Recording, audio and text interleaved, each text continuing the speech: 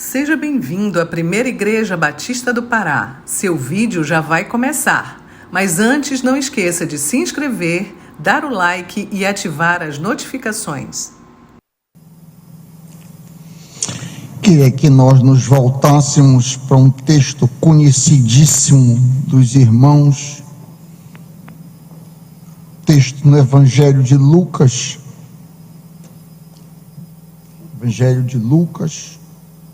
capítulo 22, a partir do versículo 14.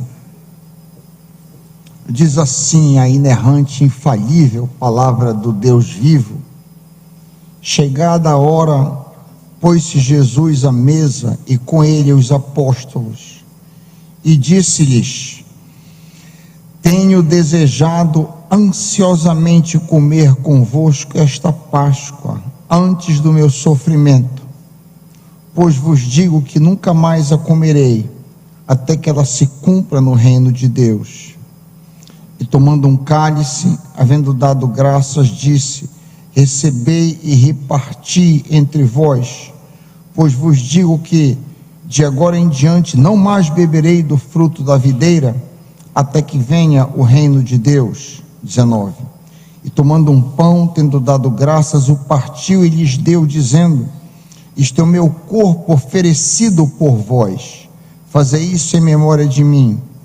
Semelhantemente, depois de cear, tomou o cálice, dizendo: este é o cálice da nova aliança no meu sangue, derramado em favor de vós. Pai querido, dá-nos um entendimento ainda melhor de uma cerimônia feita pelo Senhor Jesus, cerimônia essa que temos celebrado centenas, milhares de vezes ao longo de muitos anos.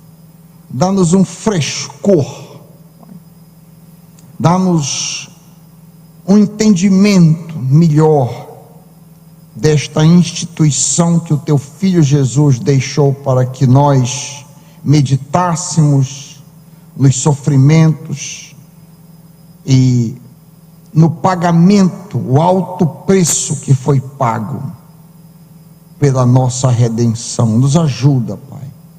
Abre nossas mentes, nós te pedimos, e nossos corações. Em nome de Jesus, amém. Nesta última quarta-feira do ano, como assim, última quarta-feira? Quarta-feira que vem, dia 25, o culto de quarta-feira, dia 25, acontecerá na terça. Então nós não teremos culto aqui na quarta-feira 25, tá certo? E a quarta-feira seguinte, dia 1º, o culto da quarta-feira, dia 1º, será trazido também para terça. É o grande culto do dia 31, culto de virada. Então esta quarta-feira aqui é a nossa última quarta-feira de celebração, e que ocasião maravilhosa de nós começarmos a encerrar, começarmos a declinar o ano de 24, senão ao redor da mesa do Senhor. Um grande privilégio. E eu queria considerar hoje à noite alguns aspectos, fazer alguns destaques deste rito que nós estamos tão acostumados a celebrar e fazemos regularmente. Jesus deixou apenas 2 ordenanças para a sua santa igreja: a ordenança do batismo, que estaremos celebrando no dia 31, temos aqui vários candidatos que vão descer as águas, e a ordenança da ceia, que nós vamos celebrar daqui a pouco. Existem 4 narrativas nas quais nós podemos ver esta celebração: Mateus 26, Marcos 14, Lucas 22, eu acabei de ler, e 1 Coríntios 11. A ceia do Senhor, ela é designada de várias formas. ela é chamada, por exemplo, de cálice do Senhor e de mesa do Senhor, conforme está escrito aqui, a mesa do Senhor. Em 1 Coríntios 10, 21, assim é chamada a ceia do Senhor. Não podem beber o cálice do Senhor e o cálice dos demônios. Vocês não podem participar da mesa do Senhor e da mesa dos demônios. Isso aí são duas designações da ceia. Outras designações ainda, como cálice da bênção e também comunhão. 1 Coríntios 10, 16, a ceia do Senhor é chamada de cálice de bênção, que abençoamos. Não é, diz retoricamente Paulo, a comunhão do sangue de Cristo. E ainda uma outra denominação da ceia é partir do pão. Atos 2, 42, diz lá, eles se dedicavam ao ensino dos apóstolos, à comunhão, ao partir do pão. Todas essas são diferentes maneiras de dizer a mesma coisa, de descrever o mesmo rito. E eu queria dar uma olhada nos 4 propósitos deste rito. 4 propósitos. Quais são? Por que nós sabemos? Qual é o propósito de celebrarmos? De maneira sumária, eu vou depois trabalhar, mas os 4: comemorar, lembrar, anunciar e comungar. Primeiro, comemorar. No rito, esse é o principal destaque, nós comemoramos a morte de Cristo em nosso favor, pois Deus prova o seu amor para conosco, em que Cristo morreu por nós. A celebração da mesa do Senhor é um momento de comemoração, por causa da demonstração do grande amor de Deus por nós. Embora a celebração seja um momento solene, ela não deve de maneira nenhuma ser uma ocasião triste. Não, devemos nos alegrar no momento da ceia, por causa do amor de Deus por nós, seus filhos. A pessoa que entende adequadamente o cristianismo, quando a pessoa se converte, se de fato ela compreende, e aí ao longo do seu discipulado, ela de fato é uma pessoa rendida a Deus, ela vai entender mais e mais o quanto ela não merece nada e quanto Deus é amoroso, porque é tudo graça. É tudo graça. Quando eu considero o meu próprio coração e eu vejo o amor de Deus por mim, me perdoando, sendo paciente comigo, é tudo graça. É ou não é, meus irmãos? Deus nos ama. O segundo propósito da ceia do Senhor é lembrar regularmente do sacrifício do Senhor Jesus em nosso favor. Fazer isso em memória, em lembrança de mim. Veja, nós tendemos a nos lembrar muito facilmente de malefícios, é ou não é? É muito fácil para nós nos lembrarmos de uma pessoa que nos feriu. É muito fácil a gente lembrar de alguma coisa ruim que aconteceu conosco, mas é muito mais difícil nós nos lembrarmos de coisas boas que aconteceram conosco. Essa é uma tendência de todo ser humano. Por causa disso, Deus estabeleceu esta cerimônia para que nós nos lembremos constantemente do seu favor, para que nós pensemos na bondade do Senhor. O terceiro propósito é anunciar o retorno de Cristo. Sim, a mesa também anuncia o retorno de Cristo. 1 Coríntios 11, 26, porque todas as vezes que vocês comerem deste pão e beberem desse cálice, ouçam, vocês anunciam, vocês pregam a morte do Senhor até que Ele venha, até que Ele venha. Então, quando a gente está celebrando, nós estamos dizendo que nós estamos aguardando, nós estamos anunciando o retorno de Cristo Jesus. Maranata, a hora vem, Senhor Jesus.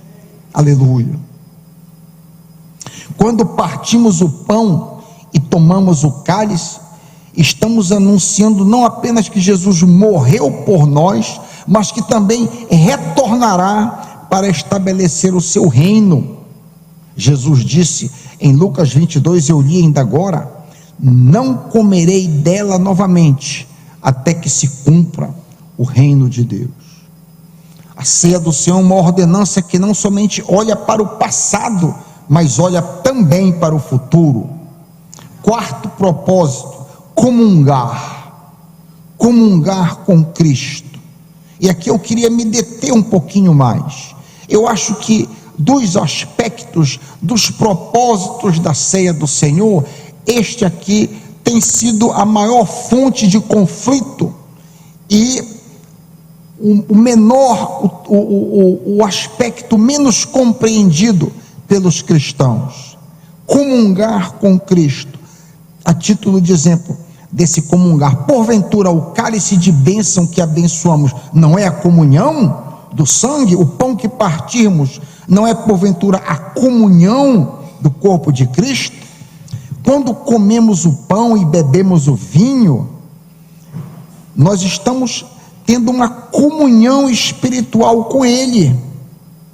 Ou seja, a participação na ceia não é igual comer um sanduíche, por exemplo, ou tomar uma Coca-Cola. Não é a mesma coisa. Há uma realidade, e isso aqui, meus irmãos, atenção, isso aqui, essa comunhão tem sido um pomo de discórdia muito grande, porque a igreja tem entendido, por exemplo, que essa comunhão é que o pão e o cálice se tornam verdadeiramente o corpo e o sangue de Cristo. Algumas tradições, como por exemplo as igrejas ortodoxas, a igreja católica apostólica romana, tradições como essa, entendem que a comunhão é física, no ato da apresentação. Quando o sacerdote ora, os elementos se tornam verdadeiramente o corpo e o sangue de Cristo. Os amigos luteranos interpretam essa comunhão que a gente acabou de ler ligeiramente diferente. Eles arguem, Lutero e os luteranos arguem que os elementos não se tornam o corpo e o sangue de Cristo, mas a realidade do Cristo está sob os elementos. Zwinglio entendeu, e a maioria dos evangélicos o seguem, que não há nenhum tipo de comunhão na mesa.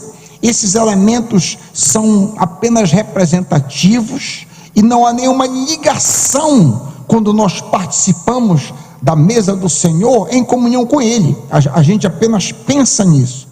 Infelizmente, esta é a visão mais comum do meio evangélico, mas há um meio termo.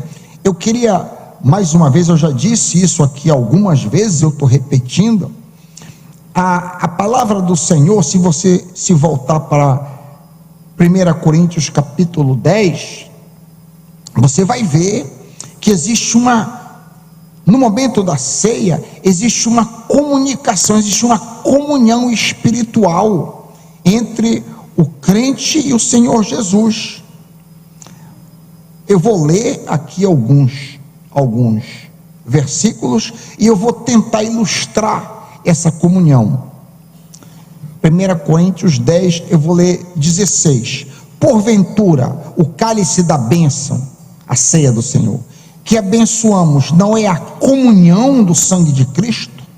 O pão que partimos não é a comunhão do corpo de Cristo? Verso 20. Aliás, 19. Que digo, pois, que o sacrificado ao ídolo é alguma coisa, ou que o próprio ídolo tem algum valor? Antes digo que as coisas que eles, os pagãos, sacrificam, é a demônios que as sacrificam e não a Deus. E eu não quero que vocês se associem aos demônios. Vocês não podem beber o cálice do Senhor e o cálice dos demônios. Não podem ser participantes da mesa do Senhor que está diante de nós e da mesa dos demônios. Os coríntios estavam, que aceitaram a Cristo, continuavam, alguns deles, participando de cultos pagãos. E Paulo está dizendo: vocês não podem fazer isso, vocês não podem participar de festas pagãs e participar também da mesa do Senhor, porque é uma realidade aqui.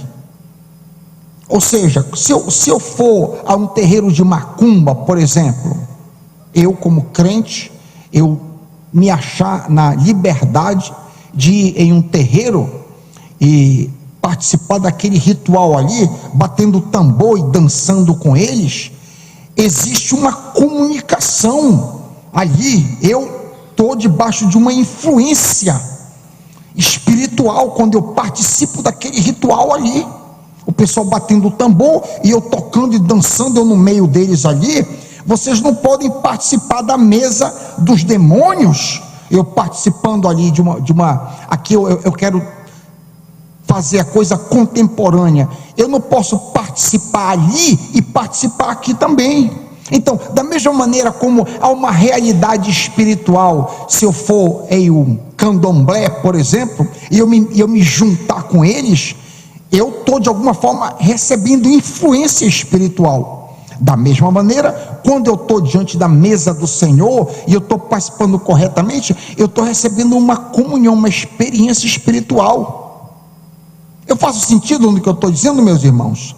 Há uma realidade, há uma comunhão, é o que o texto diz aqui. O cálice da bênção, a ceia do Senhor, não é uma comunhão no sangue de Cristo? O pão que partimos não é a comunhão, não é a união com Cristo?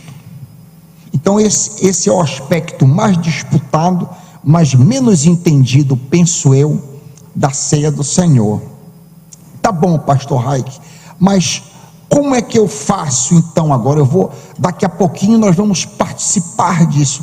Creia que você de alguma maneira está comungando com o Senhor.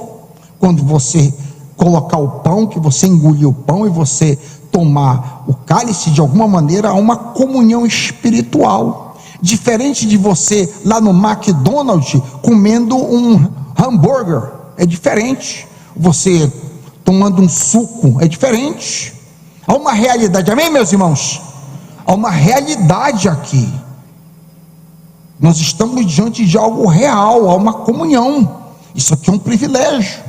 Não é um mero ritual sem nenhuma ligação espiritual, assim como um ritual satânico que se faça, não é um mero ritual sem nenhuma comunicação com o diabo.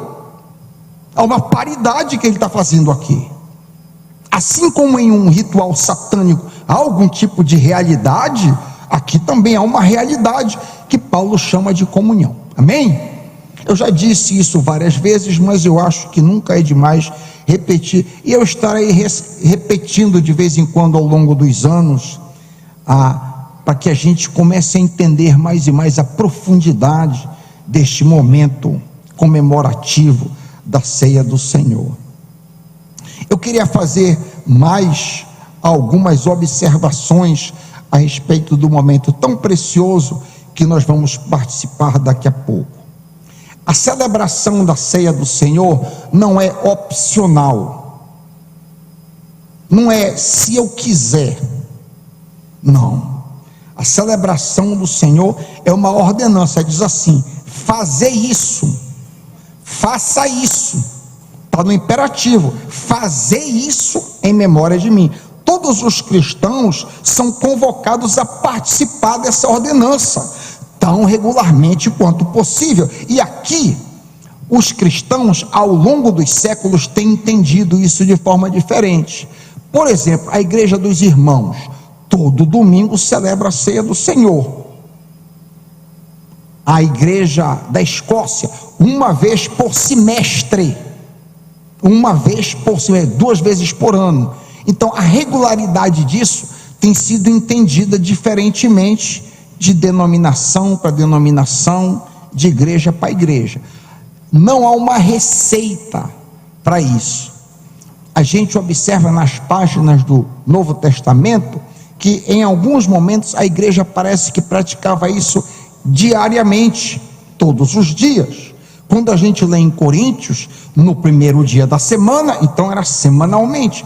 Passou de todos os dias para semanalmente. Então não está fixo, mas nós devemos celebrar a ceia do Senhor dentro daquilo que é conveniente. Os batistas têm por praxe, mais ou menos uma vez por mês. Nós celebramos talvez três vezes por mês, mais ou menos, é o que nós fazemos. Mas é um comando, temos que fazer. Se não houver um empecilho de força maior, você está convidado, intimado a fazer isso em memória do Senhor. Uma outra coisa importante para nós entendermos: a celebração da ceia do Senhor é um rito corporativo. A celebração da ceia do Senhor é um rito coletivo, não é uma coisa individual. Não. A celebração da ceia do Senhor não é para eu sozinho, eu e a Betina, vamos pegar aqui um pedaço de pão e um cálice de vinho.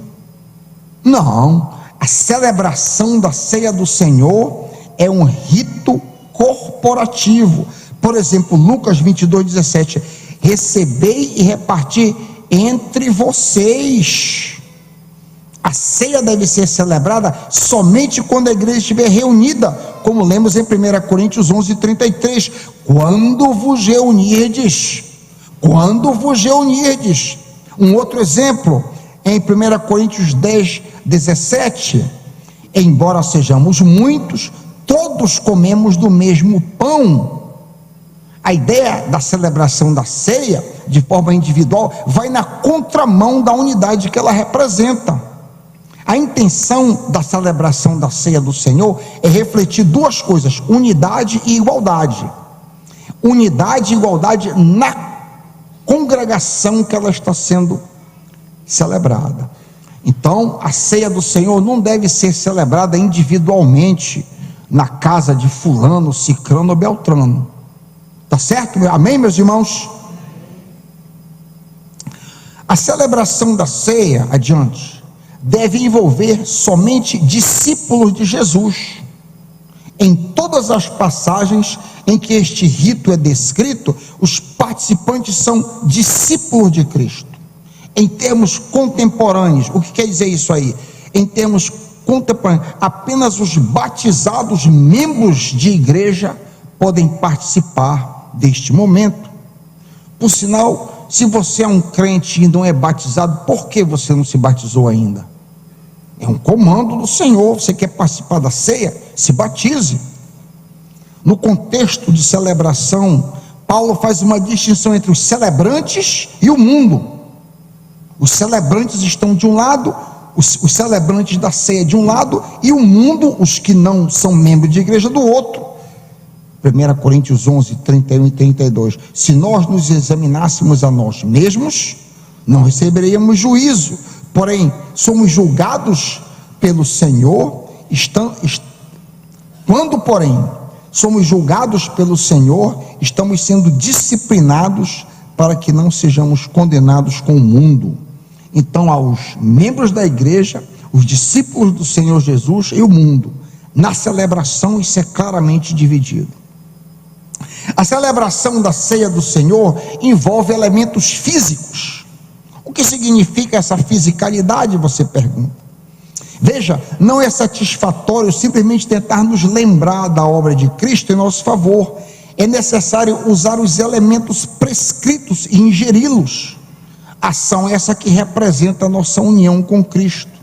Essa fisicalidade deveria nos fazer lembrar que, assim como a comida e a bebida nos sustenta fisicamente, da mesma forma o pão e o vinho nos sustentam espiritualmente.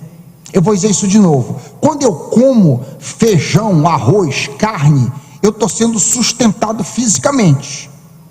Quando eu participo desses elementos, eu estou sendo sustentado espiritualmente. A celebração da ceia do Senhor tem um foco em Cristo. O foco não é mais Abraão, Isaque e Jacó. O foco não é mais Moisés. O foco agora é Cristo. O foco é nova aliança. Por sinal, Cristo se torna o epicentro de toda a Bíblia, como lemos lá em Lucas 24, 27, começando por Moisés e todos os profetas, explicou aos discípulos de Emaús o que constava a respeito dele, Jesus, em todas as Escrituras. Aleluia. A celebração da ceia envolve uma confissão pessoal da parte de cada crente. Quando eu como o pão e bebo o vinho, eu estou confessando que Deus deu o seu corpo através de Jesus Cristo para mim. Ele morreu por mim, não apenas pela igreja como um todo, não apenas pela coletividade, alguma coisa individual, pessoal. E também, por último, a celebração da ceia envolve alegria sim, mas também seriedade, muita seriedade. Lemos a respeito disso em 1 Coríntios 11, 27 a 32. Ouça atentamente. Quem come do pão e bebe do cálice do Senhor indignamente é culpado de pecar contra o corpo e o sangue do Senhor.